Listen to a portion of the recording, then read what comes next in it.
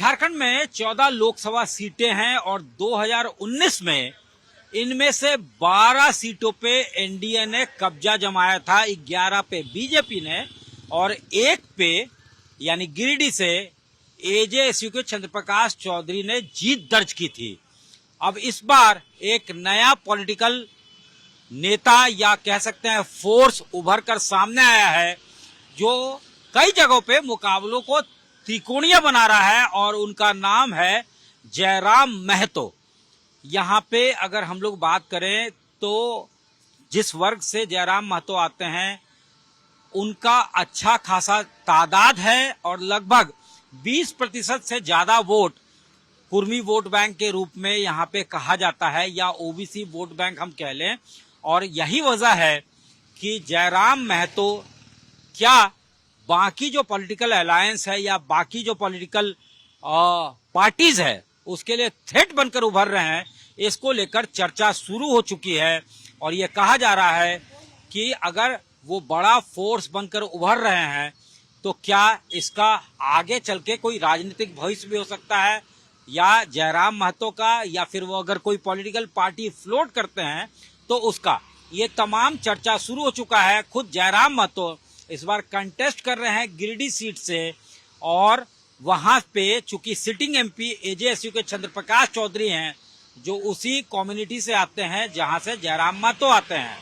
और इसके अलावा भी उन्होंने कई जगह पे अपने उम्मीदवारों को फील्ड किया है, तो क्या वो भी किसी तरह का कोई चुनावी असर डाल सकते हैं? क्या इतना पोल कर सकते हैं जिससे समीकरण या रिजल्ट पे कोई असर दिखे? सबसे बड़ी बात है कि उनका इमरजेंस कैसे होता है। जयराम महतो का इमरजेंस इस तरह से होता है कि वो युवाओं की बात करते हैं, युवाओं से कनेक्ट करते हैं, झारखंड हित की बात करते हैं। झारखंड में उन्होंने जो नब्ज को टटोला उसके हिसाब से बेरोजगारी एक बहुत बड़ा मुद्दा है और साफ तौर से उनका नारा था कि यहाँ के जो स्थानीय युवा हैं उनके हक को, उनके वाजिब हक को बाहर से जो लोग आए हैं, बाहर के जो डेवलपर्स हैं जिन्होंने यहाँ सेटल किया है, वो उसको मार रहे हैं, जिसके वजह से यहाँ के स्थानीय लोगों को उनका हक नहीं मिल पा रहा है, जिसके वजह से उनके सभाओं में, ना सिर्फ चुनावी सभाओं में बल्कि अगर हम बात कर लें पिछले 6-8 महीना या 1 साल से, तो उनके सभाओं में जबरदस्त भीड़ होती है, जबरदस्त जो क्राउड है वो उमड़ता है और खास तौर से युवा जो हैं वो उनके फैन बन जाते हैं। कहीं ना कहीं उन्होंने एक बॉन्डिंग डेवलप की है, कहीं ना कहीं वो कनेक्ट कर रहे हैं, वो बात करते हैं युवाओं को रोजगार की, वो बात करते हैं कि डोमिसाइल पॉलिसी झारखंड का किस तरह का होना चाहिए। झारखंड कार्व आउट हो गया 15 नवंबर 2000 में, जब बिहार से वो अलग हुआ तो इस झारखंड के पास कोई अपनी डोमिसाइल पॉलिसी नहीं थी। लगातार ये कोशिशें होती रही, इसके वजह से सरकारें गिरी और बनी, लेकिन झारखंड के अंदर डोमिसाइल पॉलिसी जो है वो डिफाइन नहीं हो पाया। किसी तरह से हेमंत सोरेन सरकार ने ये डिसाइड किया है कि 1932 के बेस्ड जो जिसके पास लैंड रिकॉर्ड होगा वो यहाँ का स्थानीय होगा और उसी के आधार पे 2022 में नवंबर में डोमिसाइल पॉलिसी जो है वो बनाई जाती है कि 3rd और 4th ग्रेड की जो नौकरियां होती हैं उसमें स्थानीयों को उसी हिसाब से रिजर्वेशन दिया जाएगा, आरक्षण दिया जाएगा। कोर्ट जो है झारखंड हाई कोर्ट उसको स्क्रैप कर देती है, ये कहते हुए कि ये जो है राइट टू इक्वालिटी का जो फंडामेंटल राइट है उसका वायलेशन है कहीं ना कहीं। अब उसके बाद 60 और 40 का फॉर्मूला आता है। 60% यानी कि 10% जो है वो शेड्यूल कास्ट के लिए, 14% जो है वो जो शेड्यूल कास्ट के लिए 10% जो है इकोनॉमिकली वीकर सेक्शन के लिए, बाकी जो है 27% जो है वो ट्राइब के लिए दिया जाता है। और इस तरह से कुल मिला के 60% होते हैं और 40% ओपन टू ऑल किया जाता है। उसके बाद लगातार आंदोलन होता है कि ये रिजर्वेशन पॉलिसी जो है वो तो अधिकारियों के नौकरी में या जो पब्लिक सर्विस कमीशन होता है उनके नौकरी में रिजर्व रहता है। ऐसे सूरत में थर्ड और फोर्थ ग्रेड के नौकरियों में भी अगर इसी पॉलिसी को अवॉइड किया जाएगा तो यहाँ के स्थानीय आखिर कहाँ जाएंगे।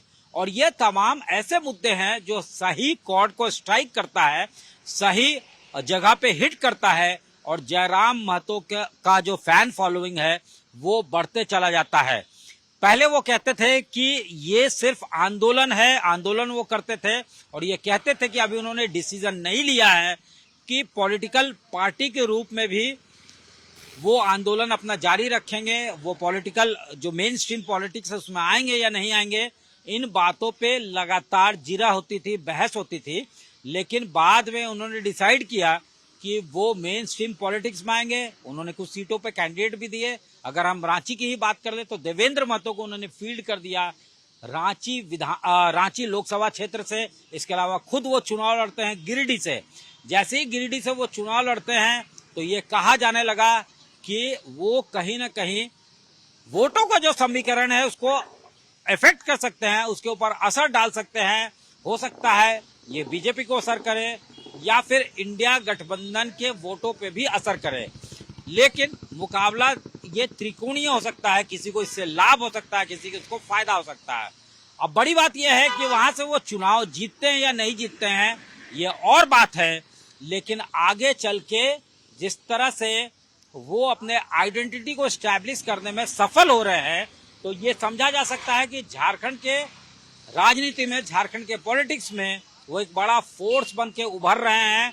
और झारखंड में विधानसभा चुनाव भी इस साल के आखिर में शेड्यूल्ड है, तो वहां पे जयराम महतो एक बड़ा फैक्टर बन सकते हैं, एक ऐसा मुद्दा बन सकते हैं जिसके प्रेजेंस से, जिसके मौजूदगी से चुनावी समीकरण पे असर पड़ सकता है। जाहिर तौर पे जब लोकसभा चुनाव होते हैं तो उस समय राष्ट्रीय मुद्दा जो है वो हावी रहता है। शहरी वोटर जो होते हैं उनका कॉल बड़ा होता है और शहरों में एक बड़ी आबादी होती है। तो ऐसे सूरत में इस बार सीधा मुकाबला जो है राष्ट्रीय मुद्दों पे होगा। ये देखा जाएगा कि पक्ष और विपक्ष में कौन है। ऐसे सूरत में लोकल इश्यूज को वो बेशक उठा रहे हैं कि यहाँ के युवाओं को न्याय मिला या नहीं मिला, यहाँ के जो बेरोजगार हैं उनको उनका न्याय मिला या नहीं मिला, यहाँ की डोमिसाइल पॉलिसी ठीक तरीके से डिफाइन हुई या नहीं हुई, ये तमाम मुद्दे वो बेशक उठा रहे हैं। लेकिन एक बड़ा मुद्दा ये भी है कि राष्ट्रीय मुद्दा क्या है, किसको सत्ता में आना चाहिए, किसको सत्ता में नहीं आना चाहिए, किसको सपोर्ट करना चाहिए या किसको नहीं सपोर्ट करना चाहिए, किसको बैकअप करना चाहिए, किसको नहीं बैकअप करना चाहिए। ये at the back of mind voters के दिमाग में रहता है कि किसको सपोर्ट करना है, उनका वोट जो है वो सही जगह जा रहा है या नहीं जा रहा है। तो ये जो राजनीतिक जानकार है वो साफ तौर से कहते हैं चुनाव जो इन्होंने एक पॉलिटिकल आउटफिट फ्लोट किया है वो जीते या नहीं जीते, लेकिन समीकरण पे असर डाल सकता है और इसका नफा और नुकसान अलग अलग गठबंधन को अपने अपनी तरह से हो सकता है या फिर नहीं हो सकता है। ये तमाम बातें अब जो है वो पब्लिक डोमेन में आ रही है, लेकिन जिस तरह से उन्होंने अपने कैंडिडेट्स को अलग अलग सीटों पे फील्ड किया है, अब ये एक लिटमस टेस्ट उनके लिए भी है, चुनौती उनके लिए भी है कि किस तरह की मौजूदगी उनके कैंडिडेट अलग अलग सीटों पे दर्ज करवाते हैं। अगर वो ढंग से मौजूदगी दर्ज करवाते हैं तो एक चीज तय है कि पॉलिटिकल फ्यूचर जयराम महतो का या उनके द्वारा फ्लोट की गई पार्टी या पॉलिटिकल आउटफिट का अच्छा हो सकता है आगे चल के, क्योंकि यहाँ पे विधानसभा चुनाव भी होने हैं। लोकसभा चुनाव पे कितना असर पड़ता है इसका या नहीं पड़ता है यह और बात है, लेकिन अगर वो चुनाव हार भी जाते हैं तो आगे चल के उनके प्रोस्पेक्ट्स जो हैं उसको ब्राइट या फ्यूचर को ब्राइट कहा जा सकता है, क्योंकि वो असर डालते नजर आते हैं इस वक्त पे जब वो युवाओं की बात करते हैं, जब वो बेरोजगारी की बात करते हैं। उनके राजनीतिक सभाओं में बड़ी भीड़ उभरती है। अब ये जो भीड़ है वो वोटों में ट्रांसलेट होती है या नहीं होती है, ये भी एक देखने वाली बात होगी।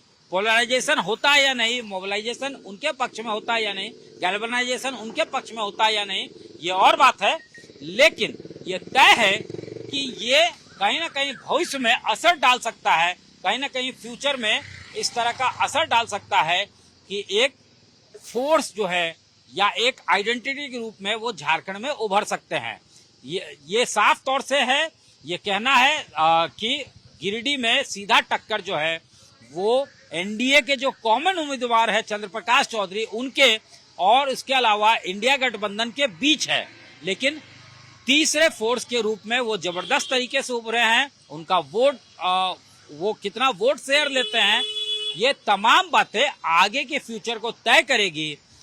फिलहाल लोकसभा चुनाव पे इसका कितना असर पड़ता है, इसको लेकर राजनीतिक जानकारों का साफ तौर से कहना है कि इस बार मुकाबला सीधे तौर पे एनडीए और इंडिया के बीच में है। मोदी के चेहरे को सामने रखकर लड़ा है एनडीए ने ये चुनाव, और इंडिया गठबंधन जो है अपने एजेंडे के साथ लड़ी है, उनके अपने एजेंडे हैं। ऐसे सूरत में लोकल इश्यूज को इन्होंने जरूर रेकअप किया है, इसका कितना असर होता है ये देखना दिलचस्प होगा और इसके लिए 4 जून तक का इंतजार करना पड़ेगा। कैमरामैन राकेश तिवारी के साथ सत्यजीत कुमार, दुमका आज तक।